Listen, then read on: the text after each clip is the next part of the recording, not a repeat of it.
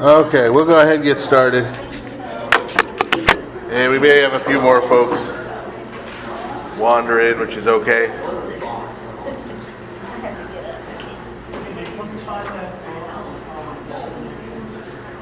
And when we get started in just a minute, we'll be picking up at the beginning of chapter 27 in Matthew. We did chapter 26 last week, and to kind of get us caught up, and some folks weren't here last week because it was Father's Day, and that's fine. I gave people excused absences. It will not go down on your permanent record here. But we came sort of, we're quickly coming to the end of our story here. the gospel according to St. Matthew. We saw last week, well, previous to that, we had seen Jesus had sort of ended his journey to Jerusalem. During the day, he was going in and teaching in the temple. In the evenings, they were going outside of town to Bethany, which we said was sort of a village, a very poor village outside of town, where Jesus had friends, and they were staying and then returning the next day. We saw that Judas, one of the 12 disciples, decided he wanted out.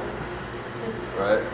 We talked about how the way St. Matthew presents it, at least, and this, I know the other Gospels this will be different, especially in the Gospel of John, because St. John just hates Judas. There is nothing nice of in Matthew's Gospel, it's kind of a surprise, right? Judas gets picked at the beginning, and then later all of a sudden, he goes and betrays Jesus. You're kind of, well, why did he do that? It's not that way in John's Gospel. John's Gospel, it's like the moment he shows up, it's Judas, the betrayer, big flashing, this is the villain, But so the way Matthew presents it,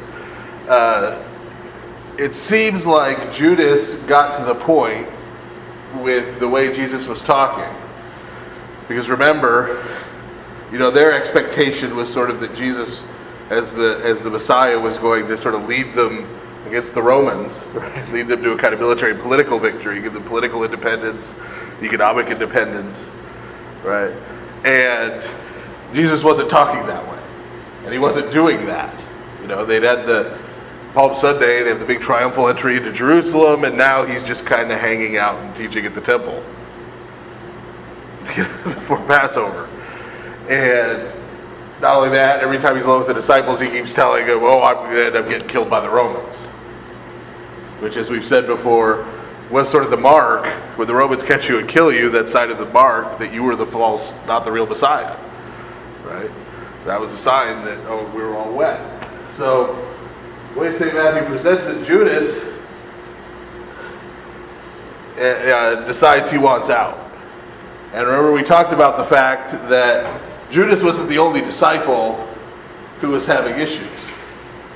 Right? We talked about how, remember, because Jesus is sitting there eating the Passover meal with them, and he says, "Tonight one of you is going to betray me." And what is their response? According to St. Matthew, "Is it me?" Is it me?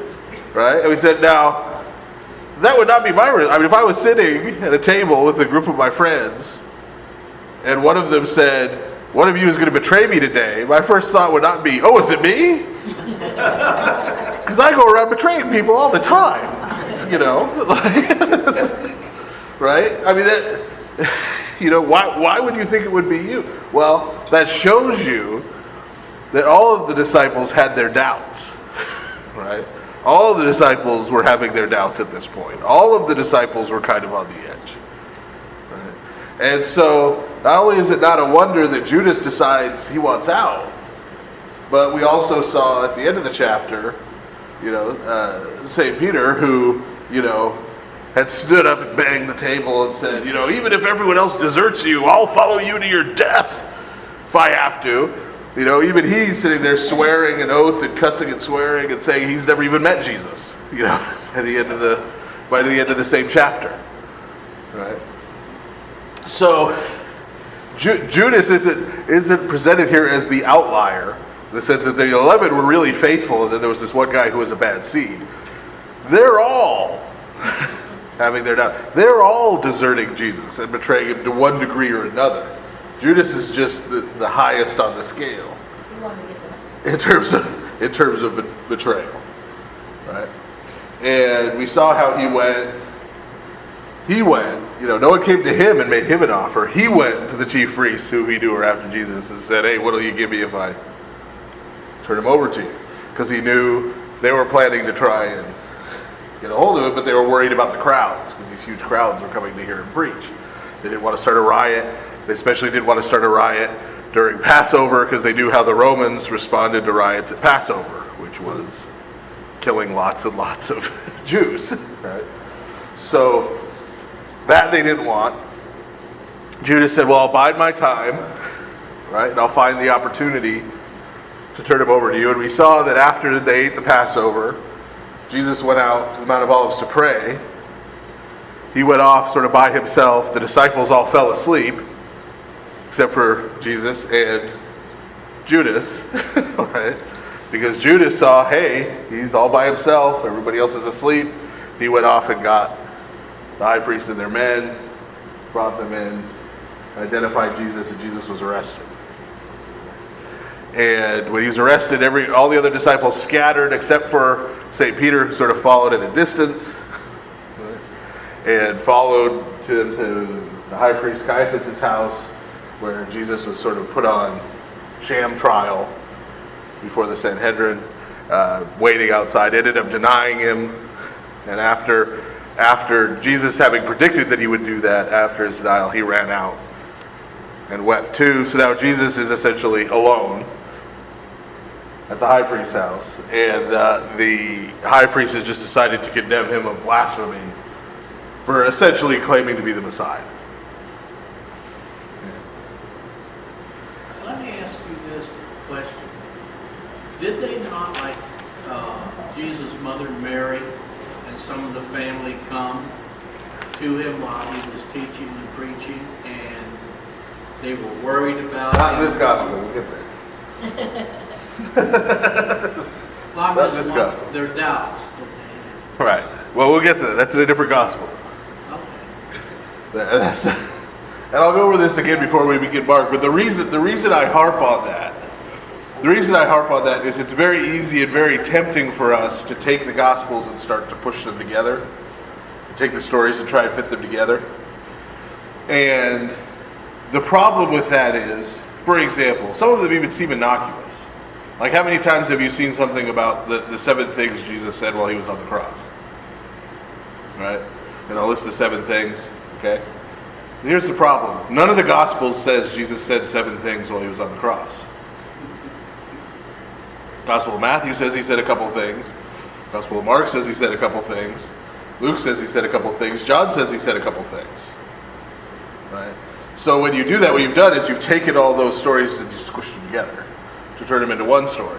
What's the problem with that? Well, that one story you have isn't from the Bible. It's from here. Right?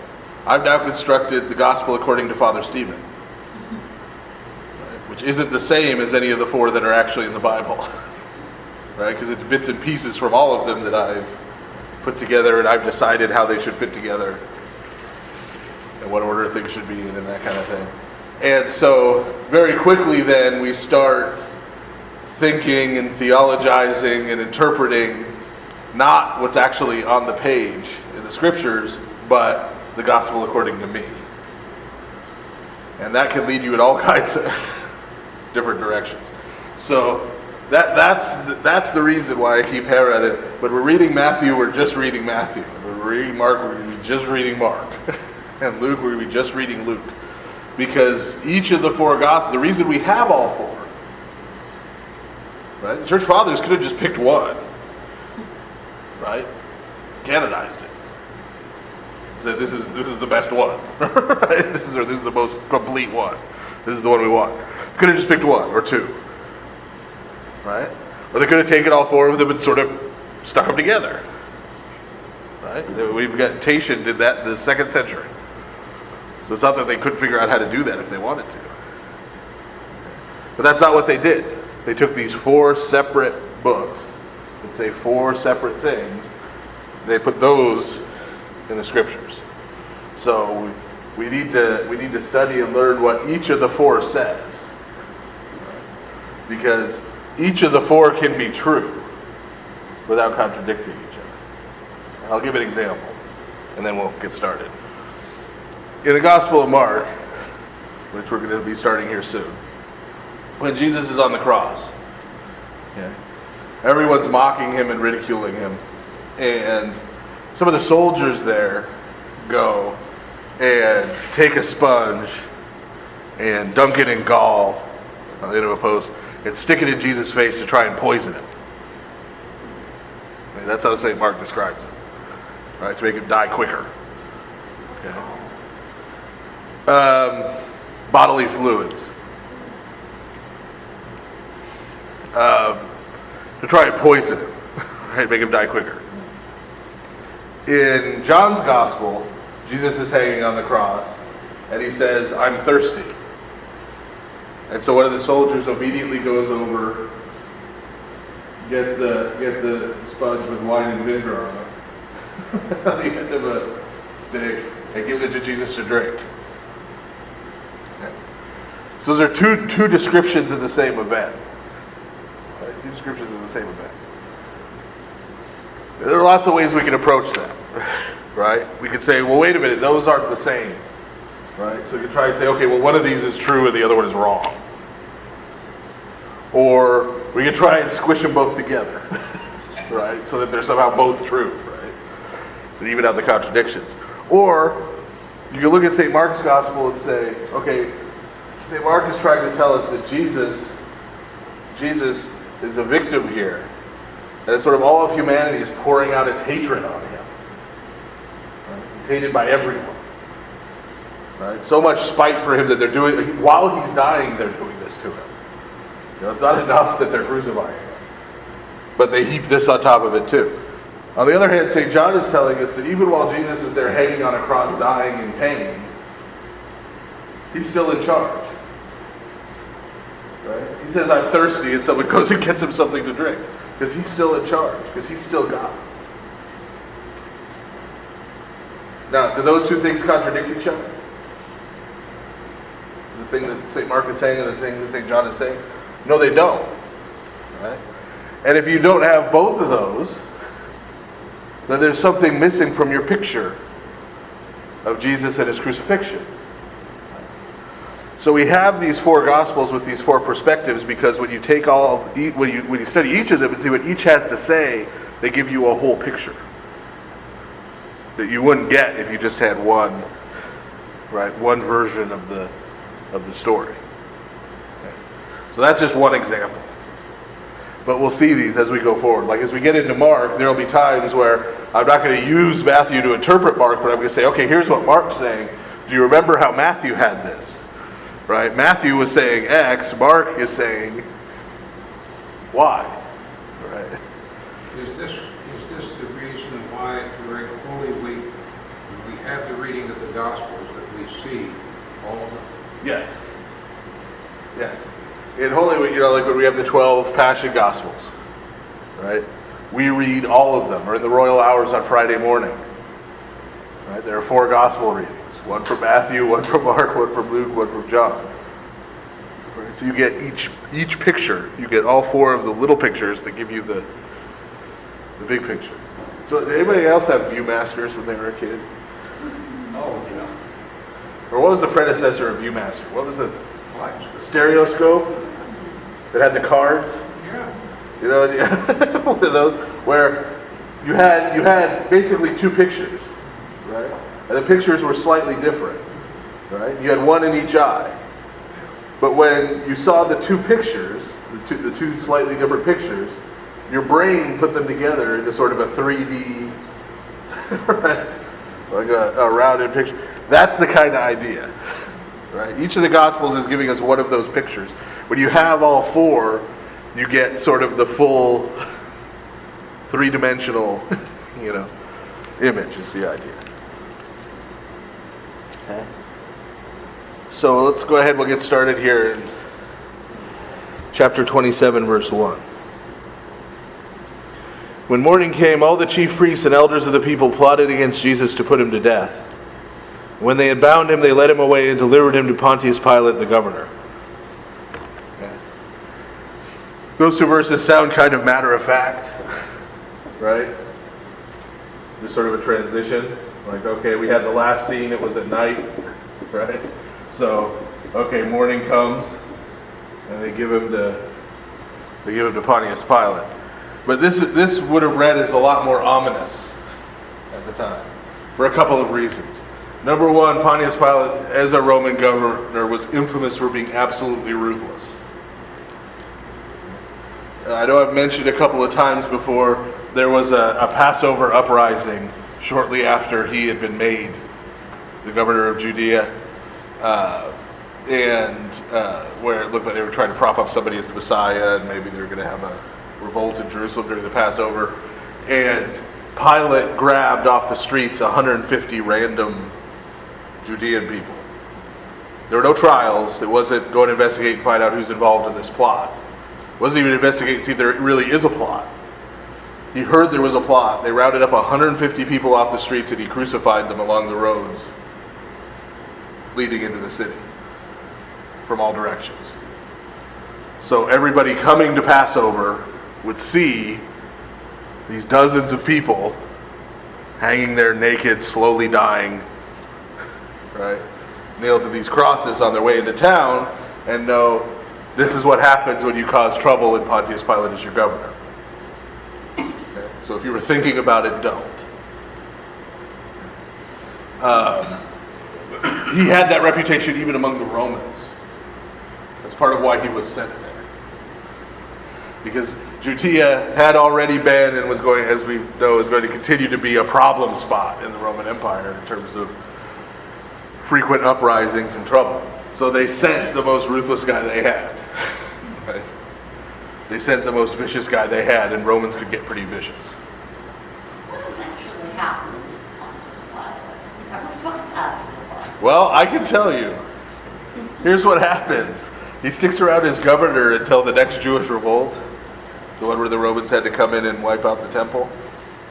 And then because he failed to keep the peace, they recalled him back to Rome and beheaded him. So that's how the Romans did things, right? His job was to keep order. What he had to do to keep order, they didn't care. He could execute as many people as he wanted to. He could do whatever he needed to, whatever he wanted to. He had the better part of a Roman legion under his command. Right? And he had one order: you keep the peace. Okay? And if he didn't keep the peace, as it turned out, it was his head. It was his head. So this is part of why he was so vicious, because he knew that. Right? And he was not about give up his head for some Jews who he didn't even consider human. Right? Remember, the Romans legally considered the Jews non-persona, non-persons. They're subhuman. Okay.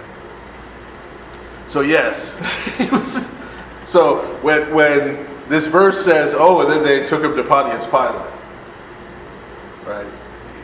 You should realize, right? This is not going to be good. Right? It's not going to be good. This is like they took him over to Jack the Ripper's house, or this is, they took him to see Stalin. They just took him to see Hitler, right? This isn't going to be, a nice time here. Did Pilate's wife become a Christian? Well, we'll get to that here, because she's going to pop up here during the chapter. Okay.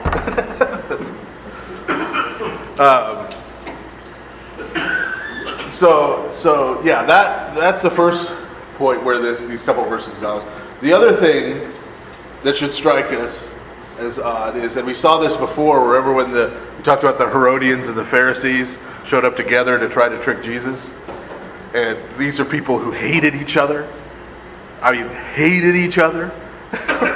This would be like, Trump supporters and Bernie Sanders supporters got together, right? to go get somebody, right? They'd have to really hate him to work together, Right? These are people who not on the same page, okay? Well, this is now the chief priests and the elders of the Jews going to the Romans, turning over a fellow Jew to the Romans. Okay. This should give you an idea of the level of hatred, right, we're working with here, okay, for them to go to the Romans. Not only that, remember we talked about why did Jesus eat the Passover meal on Wednesday night?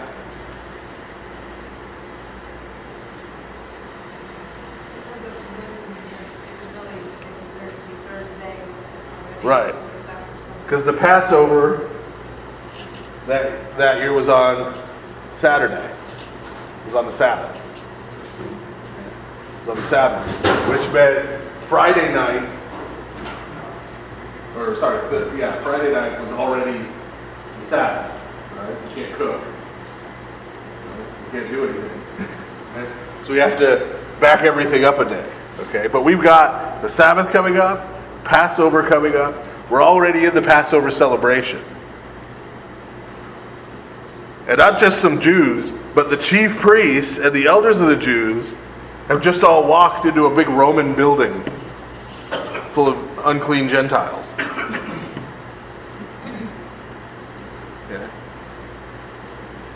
So they hate Jesus so much, they're willing to work with the Romans, and they hate Jesus so much, they're willing to go and... I remember what got them so mad at Jesus in the first place?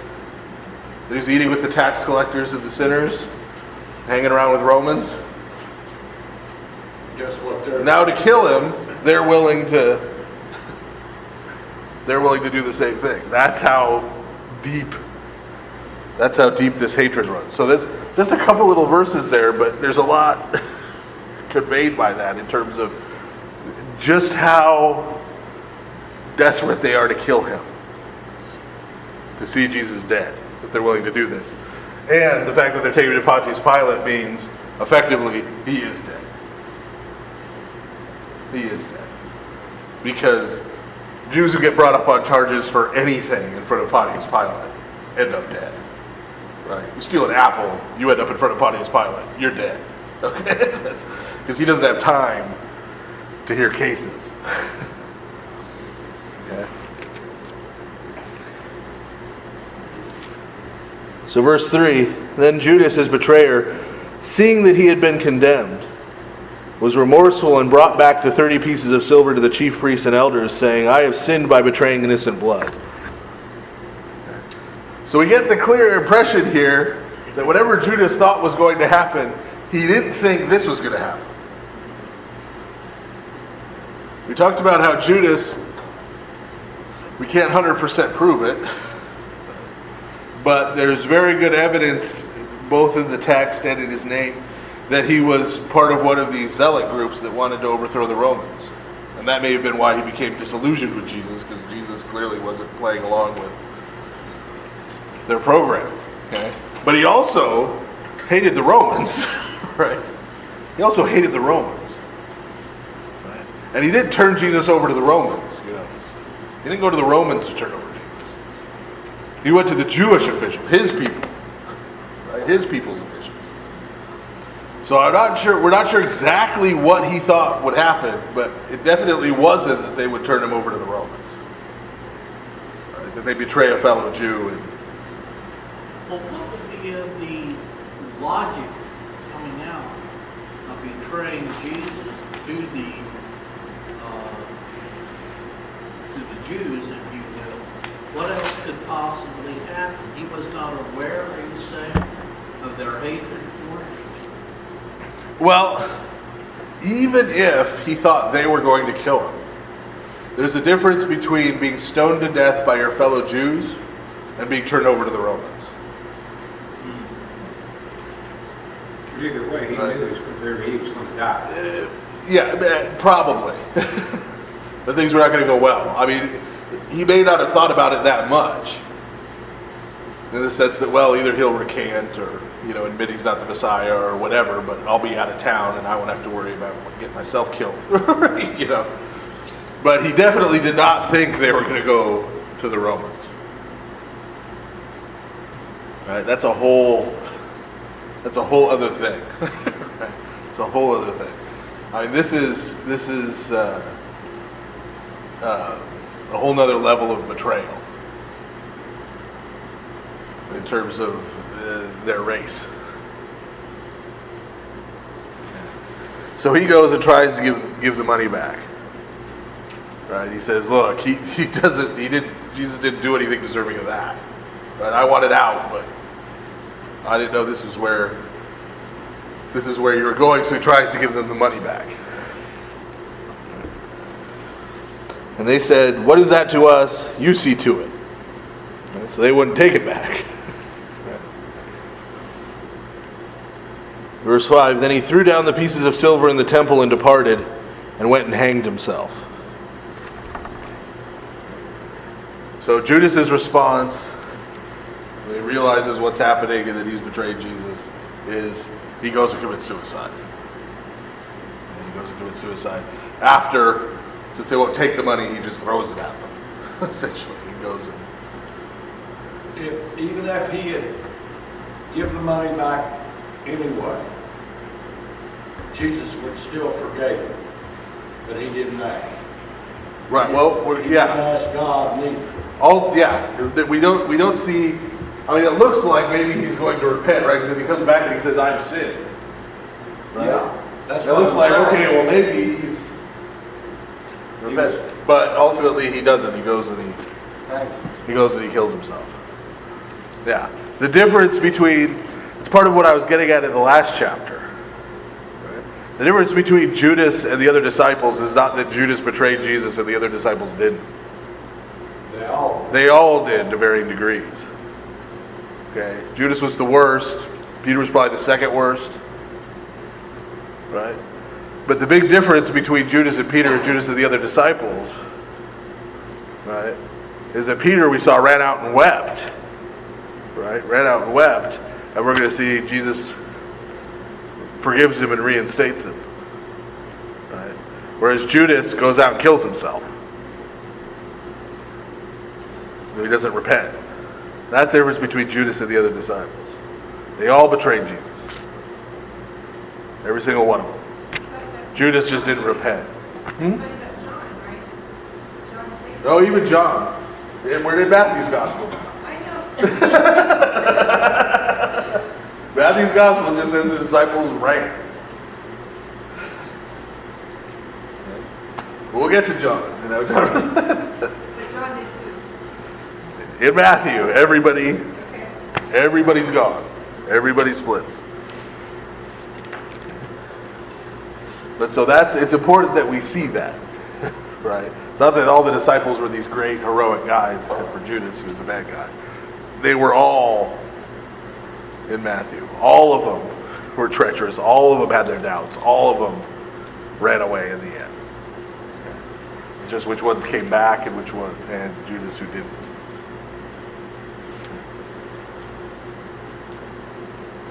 So verse 6, "But the chief priests took the silver pieces and said, 'It is not lawful to put them into the treasury because they are the price of blood.'" Right? Because they know what they're about to do to Jesus. Right? We're about to kill him. That makes his blood money. Right? Which makes it very unclean. Right? So we can't put this in the temple treasury. They consulted together and bought with them the potter's field to bury strangers in. Therefore that field has been called the field of blood to this day. And so they go and say, well, we'll go and buy a piece of land and we can use that as a burial ground for the poor. Is that still there? We believe so, yeah. There is a site that is believed to be that. Thanks for covering it, right? Well, yeah. Yeah. But there is a site that's believed to be that site. And verse 9, "Then was fulfilled what was spoken by Jeremiah the prophet, saying, And they took 30 pieces of silver, the value of him who was priced, whom they of the children of Israel priced, and gave them for the potter's field as the Lord directed me." So now Judas is out of the picture. Now Jesus stood before the governor, this being Pontius Pilate, and the governor asked him, saying, "Are you the king of the Jews?" This is really the only important question, right? Because the Jews bring him in front of Pilate, and what do they accuse him of? Right? They're not going to accuse him of blasphemy. Pilate doesn't care about blasphemy. He doesn't care about the Jewish God. Right? He's like, you can blaspheme the Jewish God. He probably blasphemed the Jewish God. Right? He doesn't care about that, right? They come to Pilate and say, he's claiming he's the Messiah. Right? What's the Messiah? The anointed king.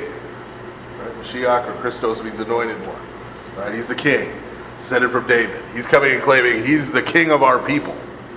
Okay? That's a problem. That's a problem. For a couple of reasons. Number one, Romans hated kings. Right? There's one title the Roman emperor never took, and that was king. That's was very early in Roman history, before the founding of the Roman Republic. They were ruled over by kings who are referred to as the tyrants. Okay? And all the stories from that period in the Romans' own history, the tyrants are all tyrants. They're all evil, they're all wicked, they're all oppressors, right? And so that's why they founded the Republic, which was sort of a democracy ruled by the Senate, right? You elect senators, the senators govern the country. That was their whole narrative of who they were. So when Augustus, right, turned it into an empire, which had only happened, remember, in 31 BC. So the Roman Empire hasn't been an empire that long, as we're saying. It's only been an empire for 60 years. Okay? The Senate is still there.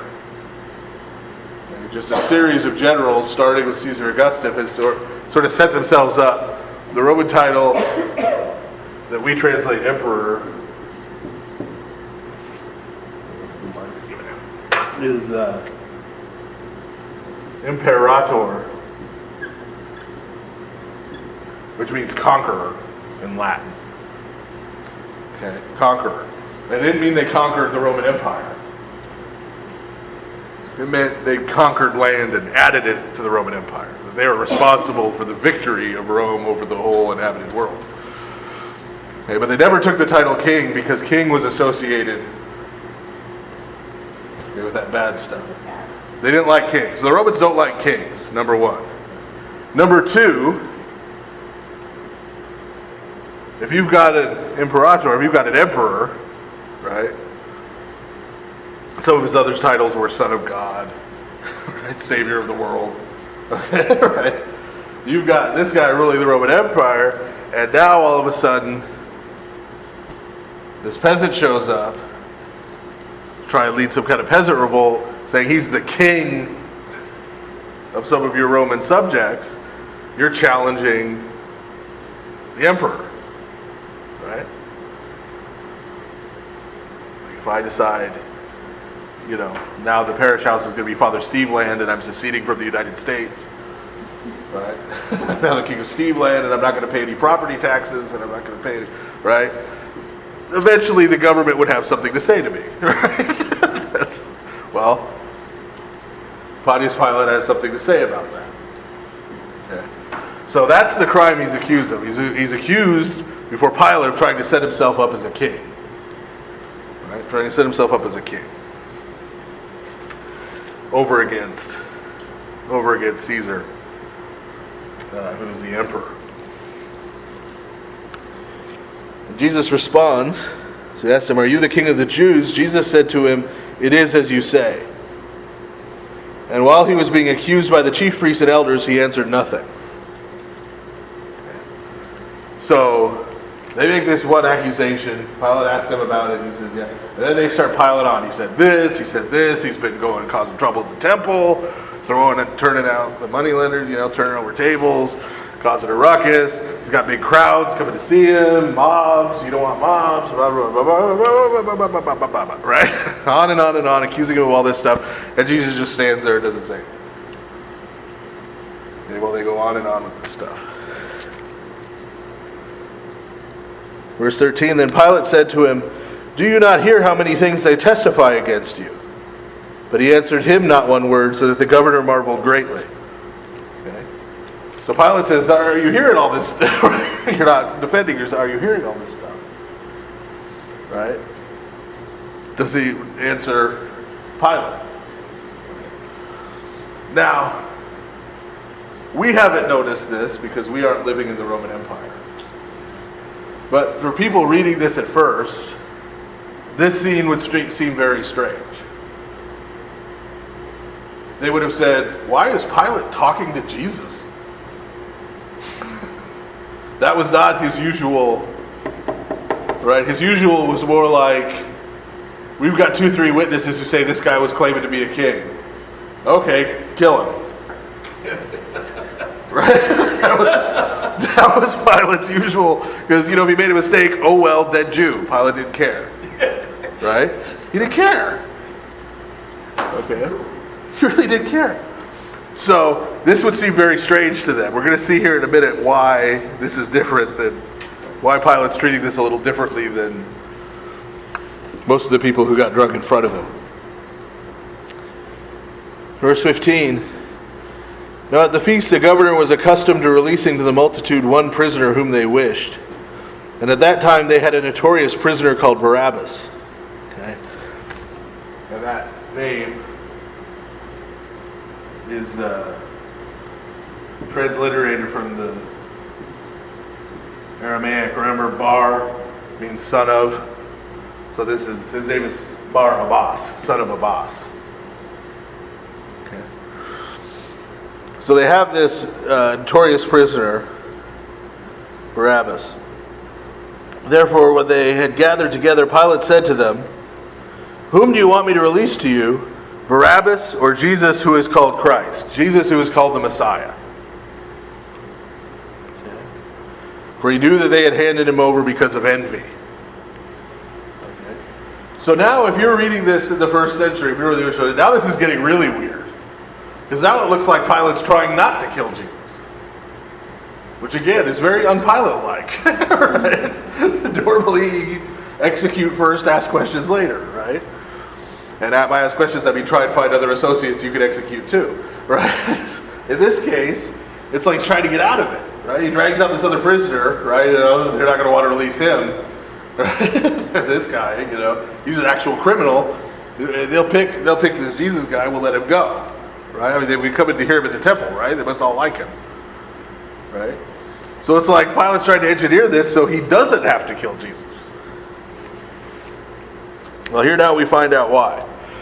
Verse 19, while he was sitting on the judgment seat, his wife sent to him, saying, "Have nothing to do with that just man, for I have suffered many things today in a dream because of him." Okay, so now we know why. Because if the Romans were anything, it was superstitious. Right? It was superstitious. You read any story from Roman history or anything from Roman folklore, you will run into some weird superstition, right? Whether it's Julius Caesar, remember he has a person come to him and say, "Beware the Ides of March." Right? Sure enough, March 15th, he stabbed 23 times in the back, right? And actually the story of Julius Caesar is full of that kind of stuff. There's a bunch of crows that show up at one point. There's all these sort of bad omens, right, leading up to it. Sort of part of the moral is, Julius Caesar should have been paying more attention to all these omens and stuff. He might have, not gotten into trouble, right? So dreams, things they would see in the entrails of animals, right? They go to sacrifice an animal to their gods because they're doing this every day, right? And for example, there was at one point under Augustus, they went to sacrifice this calf, and they went in and they couldn't find its heart. Couldn't find its heart when they went in and they were cutting up the animal. And so they decided the animal must not have a heart. And that was a horrible omen. There was a horrible military defeat the next week. And they said, see, we should have known. Because when we opened up that calf, there was no heart, right? So this is how all these little things, everything, they're little signs, okay? So Pontius Pilate's wife, whose name was Drusilla, has this dream, right, that her husband is gonna run into this man who's a righteous man, right? Who's a righteous man, and again, Roman belief: if you are as a judge condemn someone who's righteous, right, then you put yourself under the judgment of the gods. Because that's one of the things the gods did, is they sorted out stuff like that. This is how, and this goes all the way back with the Greeks, into Greek tragedy. Right? Greek tragedies always, if you ever read Oedipus the King or any Greek tragedy, they always have these horrible, horrible endings. Right? And it's usually where everybody gets what they deserve. Right? Like Oedipus the King, he ends up killing his father and marrying his mother, and then the truth comes out, that was actually his father who he killed, and it's actually his mother who he married, and so everybody ends up dead or disfigured or maimed, or right? Or you read the Oresteia and Orestes, wants to go and get revenge for his dad being murdered. So he goes out and murders the people who he thinks did it, but it turns out they didn't actually do it, so he ended up killing these innocent people. So that the Furies come out of hell, tear him to pieces, right? So this is part of their spiritual worldview, right? So he gets this message from his wife, okay, this Jesus guy is innocent. If I execute him the way I execute everybody else, then that's going to be on me. Right? That's going to fall on me. I got to find a way to release this guy, right? So attempt number one is, are you the king of the Jews? Hoping he'll say what? Oh, no, of course not. That's silly, right? Well, that's not what Jesus says, right? So attempt number two is, well, surely you have some defense against all these accusations you're making, but he just stands there. Right? Attempt number three, okay, well, I will release a prisoner, right, for Passover, right? Get me the nastiest one you can find in the dungeon, right? And we'll say, I'll release him or Jesus. They'll take Jesus, and then I'll be, right? I'll execute the other guy, and then we'll be good, right? We'll be good. Verse 20, but the chief priests and elders persuaded the multitudes that they should ask for Barabbas and destroy Jesus. The governor answered and said to them, which of the two do you want me to release to you? They said, Barabbas. Well, there goes attempt three. Right? Pilate said to them, what then shall I do with Jesus who is called Christ, who is called the Messiah? They all said to him, let him be crucified. And that's kind of a weak translation, because in the Greek it's adjusted, so it's actually sort of, they're telling Pilate to crucify him. It's not like oh yeah, you can crucify him if you want to. Right? No, they're saying crucify him. That's what we want you to do with Jesus. Crucify him. Then the governor said, why? What evil has he done? Right? Not just he's been told by his wife he's innocent, but this is a bunch of Jews. Right? He's claiming to be your Messiah. Why do you hate him? Right? Pilate doesn't understand why they would. You understand why the Romans would want to get rid of somebody who shows up claiming to be the Messiah. Why did all these Jews want his blood? Right? He doesn't get it. It's 4 times, too. Yeah. But they cried out all the more, saying, let him be crucified. When Pilate saw that he could not prevail at all, but rather that a tumult was rising.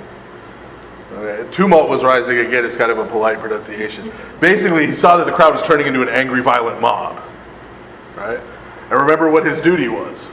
Keep the peace. Right? Keep the peace. Right? So now he's stuck. Right? This mob gets out of control, it's my head.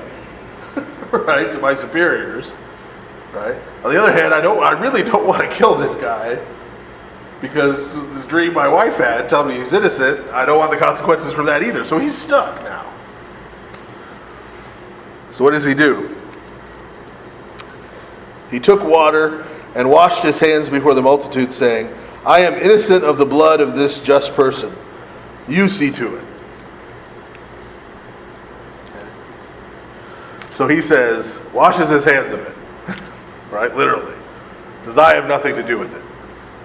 Okay. Now, some folks especially when we get to the next verse. We'll come back to this. But some folks are of the mind that they want to say that the Gospels in general, the Gospel of Matthew in particular, are anti-Semitic. I don't know how they get that, since Jesus is Jewish and he's kind of the hero of the thing. And St. Matthew was Jewish, who's writing it. But they want to say that it's anti-Semitic. And this is one of the things they point to, right? They say this scene with Pontius Pilate where he washes his hands. They're saying, see, they're letting Pontius Pilate off the hook. He's the one who crucified him. Right? He's the one who crucified him, and they're letting him off the hook with this whole hand washing thing. Is Matthew really letting him off the hook? No. He's the only guy that can have somebody crucified. Right. He's the judge. He's the judge. And he is a judge now who is convicting someone who he knows is innocent. Someone who he knows is innocent to die a horrible, excruciating death. Okay? Because of this crowd. The 50 that he crucified before didn't matter. Right. They were innocent too. Right. But he knows for a fact this guy's innocent. And he's still going to crucify him. Right? Because why? Because it's the best thing for him to do at this moment. It's the easiest way forward for him. There's other things he could have done. Right? He had called for a squad of soldiers and said, clear this courtyard. Right? Clear this courtyard. Throw Jesus in prison or something until after Passover. Right? He could do anything he wanted to. Literally, anything he wanted to do, he could do. Right? Did he really only have this one option? Or is he just a coward and this is the easy way out? Where's down peer pressure? Yeah. He's ultimately a coward. He's weak. Well, this is also God's will. Right. Well, yeah. But I mean, in terms of him morally, right? Does the fact that he made this little show of washing his hands really let him off the hook morally for what he's doing? Right? What he's doing. Maybe with his wife. No, that's what he's worried about, his wife getting after him. but yeah, not at all, right? This little bit of theater just makes him look weak and cowardly. He's going to have someone executed and he's not even man enough to own up to it and say, okay, this is what I'm going to do. Oh, you're making me.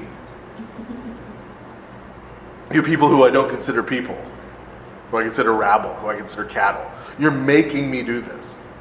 Sure. Right? Sure.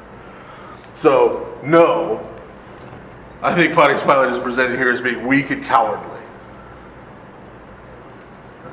Weak and cowardly. Which is an even worse depiction than what we get from literature outside the Bible, where he's just violent and craven. On top of that, now he's a coward.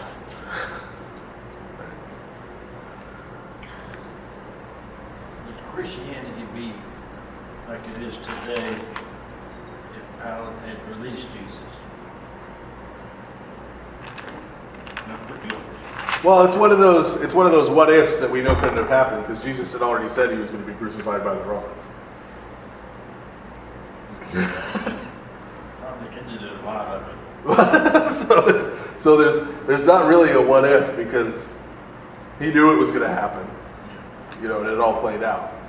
I mean, we can think about those kind of situations, but the way the Bible presents it, this is what was going to happen.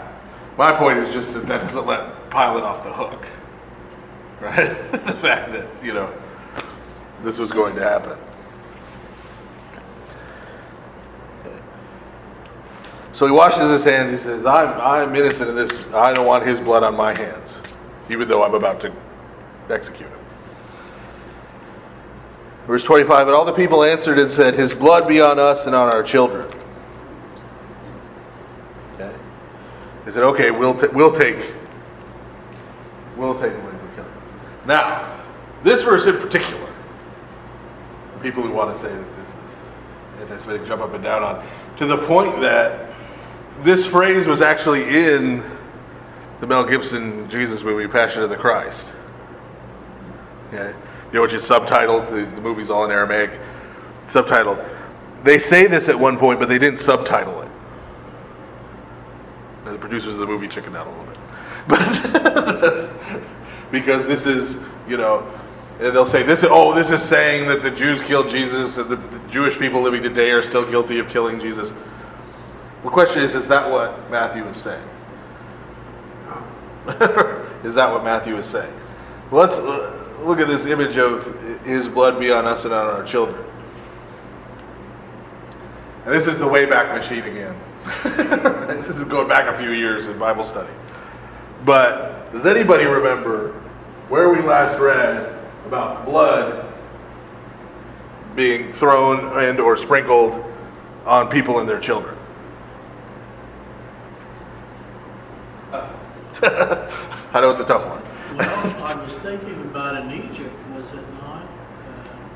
Even though it was... There's a time after that. There was blood thrown around in Egypt. Yes. But in Deuteronomy,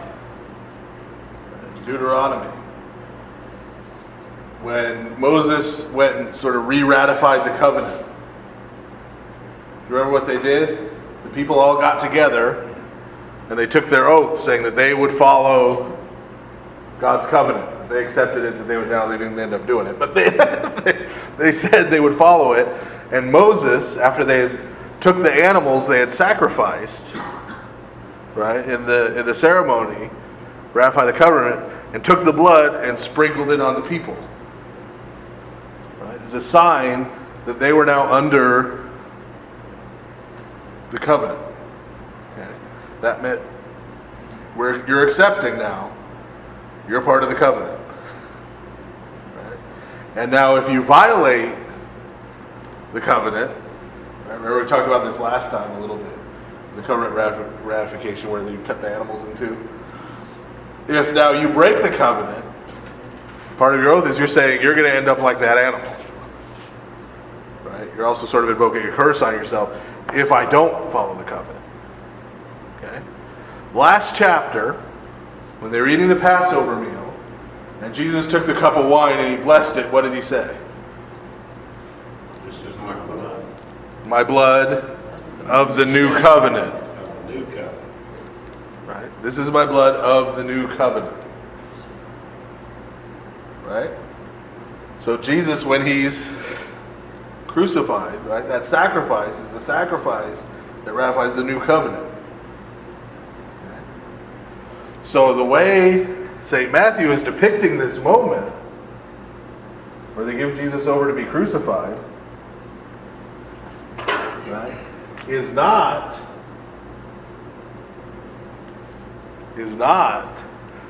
some kind of blood libel thing. He's depicting it as this covenant ceremony, right? His blood be on us and on our children. Right? Jesus' sacrifice is about to start the new covenant. They're all now part of it. Right? They're all now part of it. Which means what? Which means they're either going to follow the covenant, believe in Jesus Christ after he rises from the dead, right? Believe in Christ after he rises from the dead, follow Christ, right? Or they're going to continue to reject Christ after he rises from the dead. And then if they continue to reject Christ, well, then they're going to bring the negative part of the covenant onto themselves. Okay? That's how St. Matthew is presenting it here. And as we go forward here, a few more verses, there's going to be more. There's going to be more of this symbolism that St. Matthew is going to use in terms of talking about Christ's death. Right? But what's happened is he's turned this whole interchange with Pilate, right, into a different kind of ceremony. Right? You may have noticed, right, it's this question and answer back and forth. That's how this passage is set up. Right? Sort of, and this is how Jewish rituals were set up. Remember in Deuteronomy when they set up the Passover in the first place that they're about to celebrate? They said when you celebrate the Passover, what do? You will ask your son, right? Why is this night different than all other nights? And you will say, because this is the night that the Lord our God brought us out of the land of Egypt, right, out of slavery. It's a dialogue. Right? So St. Matthew has sort of shaped this. What was a trial has now become sort of this covenant ratification ceremony. So the people in Jerusalem, to celebrate the Passover, the old covenant Passover, right, have, knowingly or not at this point, right, been brought into the new covenant that's about to be inaugurated by Jesus. Right, this transition is happening here. At this moment, as Jesus is going to be crucified, we're going from old covenant to new covenant. Okay. So he brings the Jews with him, with the new covenant. Yeah. Well, what happened to them then? Well, St. Paul's going to talk about that. Okay. So once we're done with the Gospels, then we get into Romans. Okay. Specifically in Romans 9, 10, and 11. He's going to talk about that. So, okay. So verse 26, then he released Barabbas to them, and when he had scourged Jesus, he delivered him to be crucified. Okay. Now this then is another verse that has a lot in it that we don't necessarily pick up right away. Like first, after he was scourged, right? I don't know what picture you may have of after he was scourged, like they whipped him a couple times with a bullwhip or something. That's not how Romans scourged people. They had, I think it was called a flagellum. It was a leather cord like this, and then there were leather straps. And they were woven together to make sort of a handle. And these leather straps, the ends of these leather straps, they'd attach pieces of broken glass, metal, sharp rocks, right? Anything like that that they could find. And these were very long. They weren't short like a cat o' nine tails. These were very long. And they would strip a person, and then they didn't just hit them on the back. They would take it and lash it so it wrapped around the person until the ends, the sharp ends, would dig into the skin, and then they would rip it off. So this isn't just beating, this is pulling chunks of skin and muscle off of the person. Okay? They did this typically before crucifixions, and in many, many cases, the person never ended up getting crucified. They died from this. Right? They died from they either loss of blood or just the trauma. They would die from this before they had a chance to get crucified. Okay. So this is done to Jesus first. Okay, this is done to Jesus first. So Jesus is literally almost dead by the end of this. Okay. Literally almost dead by the end of this, before they do anything else to him. And so we haven't seen scourgings, but of course the people who originally read this had seen them because Romans did them publicly. Right? Our judicial system, right? We think of punishment as being private, and if we're going to have the death penalty, then we try to make it as humane as possible. Romans were the exact opposite. They did everything in public, and they made it as inhumane as possible, right? To make an example out of people, right? For deterrence value, right? They were terrorists. They were ruled through terror. That's what ISIS said. That was, this is you next. The Romans would say, you're next, right? If you, okay. So they scourge him and then deliver him to be crucified. Then the soldiers of the governor took Jesus into the praetorium and gathered the whole garrison around him. And they stripped him and put a scarlet robe on him. When they had twisted a crown of thorns, they put it on his head, and a reed in his right hand. And they bowed the knee before him and mocked him, saying, "Hail, King of the Jews!" Then they spat on him and took the reed and struck him on the head. And when they had mocked him, they took the robe off him, put his own clothes on him, and led him away to be crucified. So it's not enough. It's not enough that he was just beaten within an inch of his life. It's not enough that they're now going to execute him. But they take the time to mock him in between. Right, to dress him up like a king.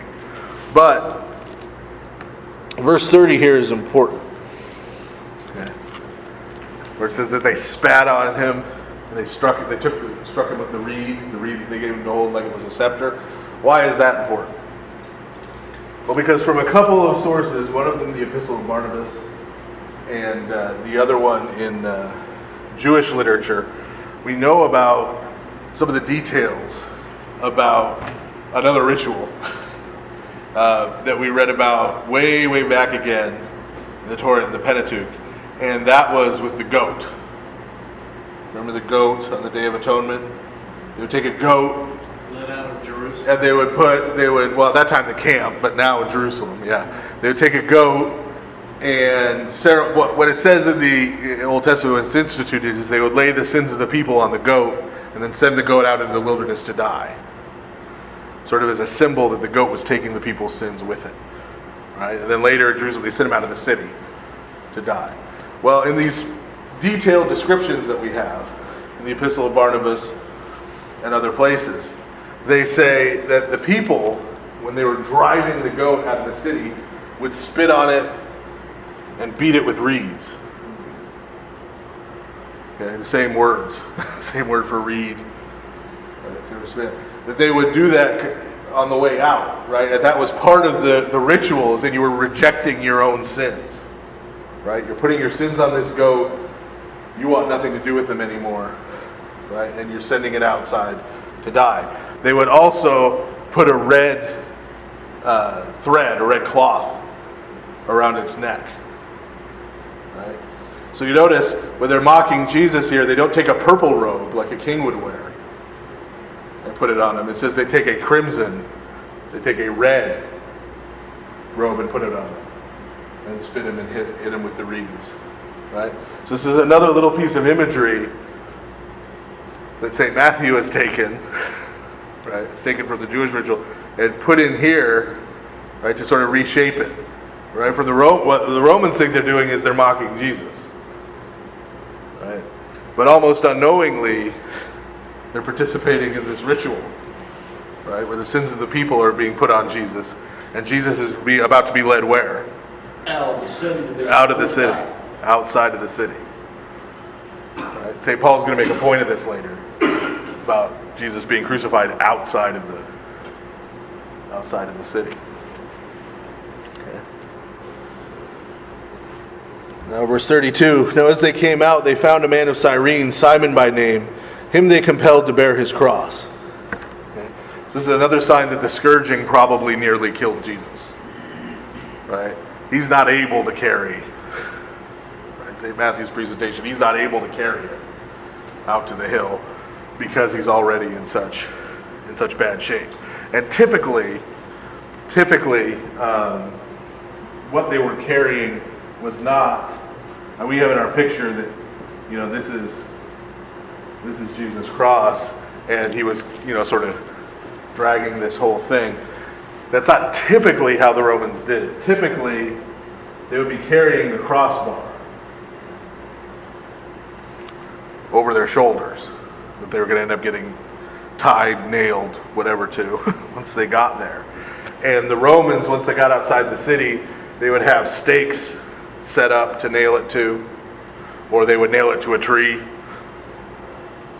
nearby. Sometimes with big trees, they crucify 2 or 3 people at once on them.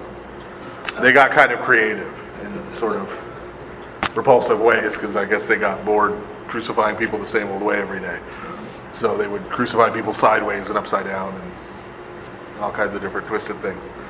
But so it was usually the cross that was being carried. But either way, Jesus is already in a state where he can't carry it. And so the Romans, being the Romans, right?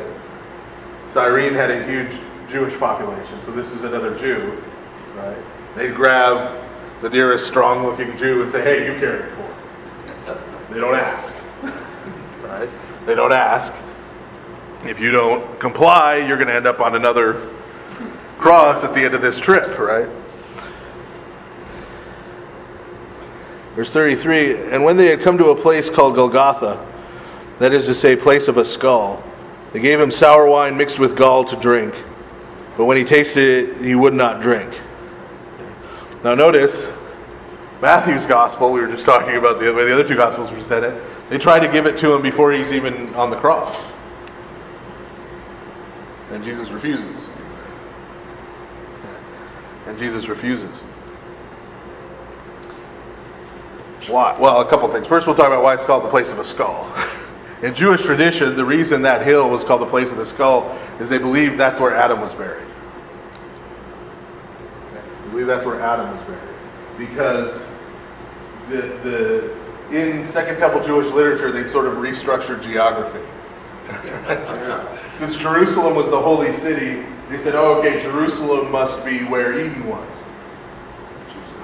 Which is not true. But it must be where Eden was. Right? So, that's where Eden was. Because in their mind, right, when God brought them to the promised land, he was bringing them back to Eden. Right? That was their thinking on it. So, they said that's where Eden was. Well, so there's this hill outside town. Remember, Adam gets thrown out of Eden, right? Well, presumably he gets buried somewhere out there, right? Right? Gets thrown out to the east. Well, here's this hill on the east side of Jerusalem. This must be where Adam's buried. So they call it the place of a skull because they believe that's where Adam's buried. But there is symbolism here too that Matthew is trying to bring out, right? This is the place where they bring Jesus to die. It's the place where Adam died. Yeah. Where Christ is purported to have been crucified. Yes. The Greek church is built over that. Right. And beneath the altar, there are the three poles depicting Christ and the two thieves. And as a tourist, you can go and put your hand inside that hole. Cross. Well, and we have a pretty good idea that that's the actual location. Yeah. Because when the Romans destroyed Jerusalem in 132 AD, what they did was they plowed over it and built another city on top of where it was. And they deliberately built pagan temples on top of the Jewish and Christian holy sites. So they built, on the Temple Mount, they built the Temple of Zeus. And over the place where Christians were commemorating the death and resurrection of Christ, they built a Temple of Venus. So then, 200 years later, when St. Helena comes there to find these places, she knows where they are because there's a Temple of Venus there, there's a Temple of Zeus, there's a Temple of there. So she just comes and tears down the pagan temples and excavated under them, right, to find the original Christian holy sites. So we have a pretty good idea that that actually is the His tomb is correct very location. far from where Yeah, he was crucified. yeah, and there's a whole network of tombs there. Yeah. You can't see it because the tomb of Christ now is in sort of that big open room, but there's a crack in the wall if you go off to the one side, and you can if you sort of duck down and crawl through the crack. There's a whole network of tombs there from the first century. So you can see sort of what it originally looked like before the church was built there. And that it was a tomb complex. But so back to where we are in the story. So that's why it's called Golgotha, the place of a skull. And this is why if you look at the icon of the crucifixion and you look down underneath the cross, there's a little skull there. Okay? That represents Adam's skull. That's a reference to this, back to this Jewish tradition. Okay. So then, they offer him what? Sour malt wine mingled with gall. Why would they offer that to him? Killing. Not quite. Well, if it didn't kill you, it'd make you all sick. Well, that's close. Right? That's close. So you notice here it's sour wine. It's not vinegar. Right? It's sour wine. The idea was this was considered mercy. Right? It gets you a little drunk. Gets you a little drunk. They weren't real big on the anesthetic back then. They weren't doing surgery with anesthetic. This was supposed to ease your suffering a little bit. Okay? And Jesus says what? Jesus says no. So what's the point St. Matthew is making here with the wine and gall? Right? That Jesus didn't do anything. That Jesus faced up to the suffering. Remember, we're in the Garden of Gethsemane, right? Where Jesus, his humanity, he didn't want to die. He didn't, right? That Jesus here accepts the full measure of the suffering that's now coming. Right? He doesn't shrink back from it. He doesn't hide from it. He doesn't try and mitigate it. And he accepts it. So then they crucified him and divided his garments, casting lots, that it might be fulfilled which was spoken by the prophet. They divided my garments among them, and for my clothing they cast lots. Sitting down, they kept watch over him there. We'll stop there for a second. So, it just says they crucified him. Right? And again, people who read this originally had seen plenty of crucifixions, so they knew what that meant. Right? That meant that this bar was hoisted and attached to a pole or a tree. Right? Jesus was nailed to it. Right? His hands. It's actually probably not. You usually see the pictures and it has the holes here. But they didn't actually nail your hands because your hand cannot support your weight. You just rip your hand in half. So the Romans typically put the nails through here between the two bones. Right? Because that was strong enough to support the weight of a human body. And then they would put a third nail through both feet of the person, stacked up, with their legs bent. Right? Usually at a very sharp angle. Because the way you die when you're crucified is asphyxiation. Because when your body is bent like that, you can't breathe. Your diaphragm can't operate. And so you have to push yourself up, meaning you have to put your weight onto that nail that's going through your feet to push yourself up enough to be able to take a breath. Right? And so very slowly, as your strength gives way in your legs, right, you can't breathe, you can't push yourself up, and you eventually suffocate. Some people who were crucified, it took literally days. Literally days. They'd hang there for 2 or 3 days before they died. Okay? And the Romans typically would leave them up for another 2 or 3 days after that to let the animals get at them, just to make the display complete. So that's why it says they sat down to keep watch. Right? They sat down to keep watch. They nailed Jesus to the cross, and they're now expecting this to take a while. So the Roman soldiers all sit down, this is busy, and now it's just waiting, right, for him to die, making sure nobody comes to try and get him down. Okay? And so this is how Jesus spends those hours trying to push himself up to breathe. Remember, with most of the skin gone from his back, now rubbing up against the post he's nailed to. Right? This is, I know I mentioned this in a sermon once, but they literally invented a word to describe the pain of being crucified. The word excruciating that we have in English. The cruce in there is the cruce from crucifixion. And suffering is so terrible they created a word to describe, Catholic this kind of pain. What they do on the posts when they chop them, said they chop them down and leave the pieces of wood sticking out the back of the post. As you went up and down the post, even if you'd been whipped, wood was ripping you. Yeah. As you went up and down the post, leaving it hanging on the post, that's what drawing the crows in. Yeah. So this is as terrible a way as there is. And the people were naked when they were crucified. Our icons are tasteful, you don't have Jesus, but the people were naked, so they're hanging out there naked. This is, sort of the full package in terms of pain, humiliation, right, shame. This is it. Okay? And the Romans, you see the Roman soldiers, how jaded they are. Right? Because what are they concerned with? Oh, this guy's clothes is still good. Let's roll dice and see who gets to keep it. Right? That's what they're concerned with while this is going on. Because they do this every day. They do this every day. Verse 37, and they put over his head the accusation written against him. This is Jesus, the King of the Jews. This is Jesus, the King of the Jews. Why? Again, Pilate's doing this to make a point. Right? All the Jews coming into the city for Passover. This guy tried to set himself up as the Messiah.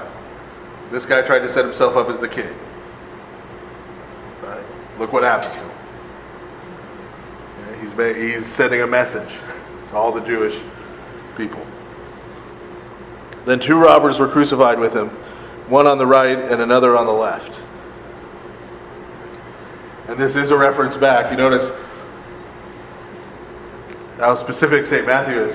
He doesn't just say, oh, they crucified 2 robbers with him. They crucified 2, one on the right, one on the left. What's he referring back to? Close. Remember James and John's mother? I'd like my 2 boys to be on your right hand and your left when you come in your kingdom. Remember what he said? You don't know what you're asking? Right? He said, you really want them to drink the cup that I'm going to drink? Right? So, Matthew refers back to that, right? That Jesus knew. Verse 39, and those who passed by blasphemed him, wagging their heads and saying, you who destroy the temple and build it in 3 days, save yourself. If you are the Son of God, come down from the cross. Likewise the chief priests also, mocking with the scribes and elders, said, he saved others, himself he cannot save. If he is the King of Israel, let him now come down from the cross, and we will believe him. He trusted in God, let him deliver him now if he will have him. For he said, I am the Son of God. And even the robbers who were crucified with him reviled him with the same thing. It's Matthew. The robbers did the same thing. Okay. So, Matthew's picture of Jesus' crucifixion, who's there watching it, who's friendly to Jesus?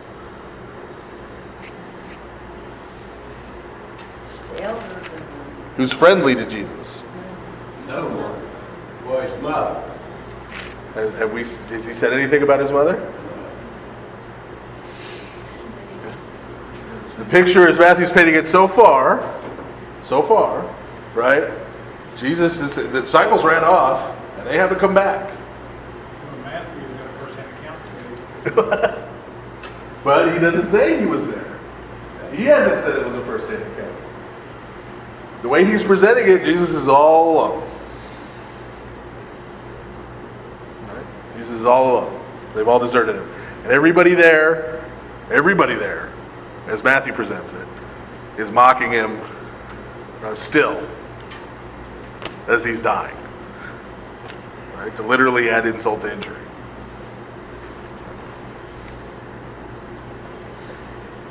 Verse 45, now from the 6th hour until the 9th hour, there was darkness over the land. Okay. So, Jesus was crucified at the 3rd hour, which is about 9 a.m. So we didn't have our clock, so we do hours past sunrise. Right. So the 3rd hour is 3 hours after sunrise, so roughly 9 a.m. 6th hour is about noon. And the 9th hour is about 3 in the afternoon. So when it says from the 6th hour till the 9th hour there was darkness over all the land, that means from noon to 3 p.m., which is what? The brightest part of the day. Right? The hottest part of the day, the sunniest part of the day. There's darkness. Well, there's darkness from noon to 3. Okay, so Jesus is on the cross here for 6 hours total, we're going to see. Right. These are the That's why we have the hours of prayer. Yeah, third, sixth, and ninth hour. So in the sixth and the ninth hour, noon to 3, there's darkness over all the land, okay, over all of Judea. Verse 46, at about the ninth hour, Jesus cried out with a loud voice, saying, Eli, Eli, lama sabachthani, which is Aramaic for, my God, why hast thou forsaken me? Why have you forsaken me? Why'd they translate that? And so this is a quote from Psalm 21. Some of those who stood there, when they heard that, said, this man is calling for Elijah. Immediately, why would they think he's calling for Elijah? We'll pause there for a second. That was the prophecy that Elijah would return. Not in Psalm 21, no. Excuse me? Not in Psalm 21, no. They thought that Eli was Right, because remember, we're speaking Aramaic. Elijah is a very anglicized version of it, right? In Greek, it's usually Elias, right? In Aramaic, it's Elias, right? So he's going Eli, Eli, right? They think, oh, he's calling Elias, right? He's calling Elijah, right? Like to come help him. So immediately one of them ran and took a sponge, filled it with sour wine, and put it on a reed and offered it to him to drink. Okay, so we get offer number 2, right? Offer number 2. The rest said, let him alone. Let us see if Elijah will come to save him. Right? So one guy tries to have a little mercy, right, on Jesus. The other ones tell him, no, wait. I want to see if Elijah shows up. Now, did they really think Elijah was going to show up? No, right? Right? This is more of the mockery and the... Right? Steve, coming back here to Matthew, the way he is delivering this, it's like a first-hand account, Yeah. but he wasn't there. Well, he's not presenting himself as being there. Right? He's not saying, I was standing there watching. Now, we're going to see that's different. In John's Gospel, when he gets to the end of the story of Jesus' death, he's going to say, I saw this and I can testify that it's true because I was there. I mean, he literally says that. Yeah. Right? But Matthew doesn't say that. Right? The way John does. Father, before you go on, 44, it says even both of the robbers. Now, Yeah. Don't talk to me about other Gospels. I said, Matthew. Well, no wonder people think it's contradictory. But the way Matthew presents it is, That's what the story Jesus is being crucified and he has no friends. That's the way Matthew's presenting it. There's nobody there on his side. Not even one of the robbers. Right? Not even one of the robbers. Right? That's why he says, even the robbers. Even the robbers. It's not just the chief priests. It's not just the Romans. It's not just even the... Right? Everybody. Jesus is alone. Nobody is on his side. Nobody is supporting him. Nobody is... The closest you get is the guy who tries to bring him the wine again. Right? He gets told to stop. And Jesus cried out again with a loud voice and yielded up his spirit. Now just to pause for a second, to go back to what I said at the beginning. Remember when I mentioned the 7 things Jesus said from the cross? How many things did Jesus say from the cross according to Matthew? What? Eli, Eli, lama sabachthani. That's it. Right? That's how Matthew presents it. So the way Matthew presents it, Jesus died, what? Praying the Psalms. And by yourself. All by himself, hanging on the cross, praying the Psalms. That's how Matthew presents it. And he gives a loud cry, but he doesn't say anything in particular. He gives a loud cry and yielded up his spirit. He dies. And then behold, the veil of the temple was torn in two from top to bottom, and the earth quaked, and the rocks were split, and the graves were opened, and many bodies of the saints who had fallen asleep were raised. And coming out of the graves after his resurrection, they went into the holy city and appeared to many. So from noon to 3, we've got darkness.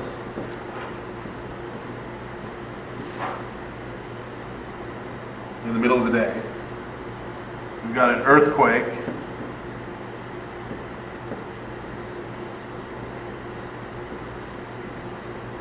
We've got veil of the temple torn.